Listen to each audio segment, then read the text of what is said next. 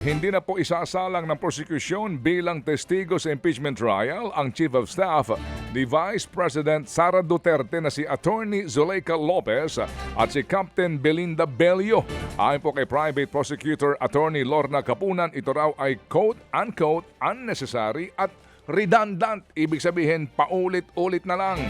Isasalang nga po dapat itong si Zuleika o si Zuleika at si Bello kaugnay pa rin po ng Article 4 ng impeachment case ni VP Sara na tumutukoy sa grave threats, inciting to sedition at aligasyon ng assassination plot labang kay Pangulong Marcos Jr. Had we been able to present Attorney Zuleika Lopez, she would have proven three things. Or we would want to have proven three things. First, that she was personally present inside that detention center when the Vice President uttered the video. Our second purpose was that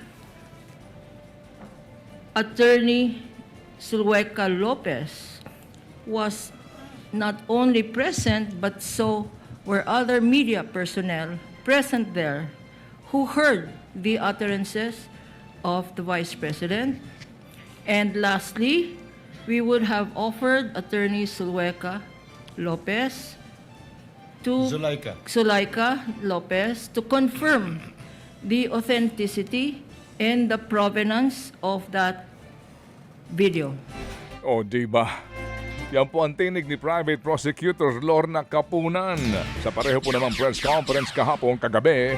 Pagkatapos nga po ng Day 5 ng impeachment trial, sinabi po ni Capunan na hindi sila takot sa pagbawi nga po sa pagsalang kay Lopez sa witness stand. Hindi rin daw sila takot na posible hong sumipot ang bise kung sakasakaling isasalang nga ang kanyang kaibigang si Lopez. Nanindigan po naman ang testigo ng NBI. Nanindigan po ang testigo ng NBI na si Attorney Jeremy Lotok na may mga naging pahayag si Vice President Sara Duterte na maituturing po na inciting to sedition.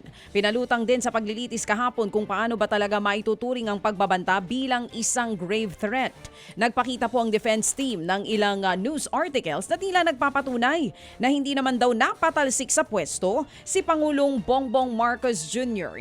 Tanong ni Senator Judge Bongo si Lotok kung may nagawa o nasabi raw ba ito sa Vice-Presidente para paratangan na ito'y nag-inciting to sedition. How do you reconcile the fact that the Vice President discouraged her supporters from going to the streets with a claim of inciting to sedition? In inciting to sedition, Your Honor, specifically in the case of People versus Nabong, it is not necessary na magkaroon ng actual sedition.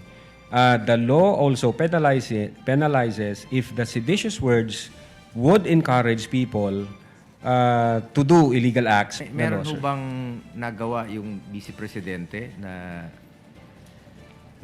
yung gaya ng sinasabi niyo ngayon? Nung trinay po namin i-compare siya, may nakita ho kami ng mga utterances that would stir up the people against the government. For example, Your Honor, noong October 18, ang sabi ng Vice Presidente, walang number 1 ang Pilipinas na to, hanggang number 2 lang to para sa akin. Yan nga po ang tinig ni Senator Bongo at NBI Regional Director Attorney Jeremy Lotok. Sinubukan din ng mga abogado ni VP Sara na palabasing walang basihan ang paniniwala ni Attorney Lotok na seryoso at totoo ang umano'y banta ng bise sa Pangulo. Wala naman daw personal na kaalaman si Lotok kung totoo ba o hindi na kumontrata nga ng hitman ng bise. Do you have personal knowledge or not? The video dated November 26, 2024, the Vice President reiterated it's answerable by yes or no, Your Honor. How can he be He's answering? How can he be? Counsels, kindly settle down. This is not a college debate. Attorney Lotok, the question was simple. Kindly answer the question directly. That utterances made by the Vice President that she contracted a person, I do believe that, sir, because of the pieces of evidence that we've gathered, sir. Yan nga po ang tinig ni Attorney Mark Vinluan ng Defense at ni Senator Cheese Escudero ang presiding chair maging ni Attorney Lotok. Samantala po naman hinamon ni House Prosecutor Terry Ridon ang defense team ni VP Sara Duterte na galingan daw nito sa pagtatanggol kay VP para po sa impeachment trial. Paliwanag po ni Ridon, bigo ang defense team na pahinain ang argumentong may katotohanang pinagbantaan nga ng bise ang buhay ni na Pangulong Marcos Jr. at ng dalawang iba pa. Anila puro teknikalidad ang binabanatan po ng depensa at hindi ang mismong pagbabanta. Pero ang kampo ho naman ng depensa ayaw na harahong patulan ang patutsada ni Ridon. Nanindigan din po ang depensa na walang kinontratang hitman si VP Sara Duterte. Binueltahan ng Vice Presidente ang kaso laban sa kanya na tinawag niyang walang basehan at walang ebidensya. Ayon kay VP Sara, paulit-ulit lamang daw ang sinasabi at sa tungkol sa umano'y pagbabanta niya sa buhay ng Pangulong Bongbong Marcos Jr. Inimbento rin daw ang naratibo tungkol sa umano'y assassin. Dagdag pa ng Vice, sinisira nito ang integridad ng public institution at sinasayang ang pera ng taong bayan. Giit pa niya, mapagkakatiwala ang ebidensya ang dapat na basihan ng impeachment at hindi sa mga espekulasyon at gawa-gawang alegasyon. At ngayon po naman sa lagay ng panahon, tuluyan nga pong lumabas ng Philippine Area of Responsibility ang dating bagyong Josie na isa na lamang ngayong low pressure area.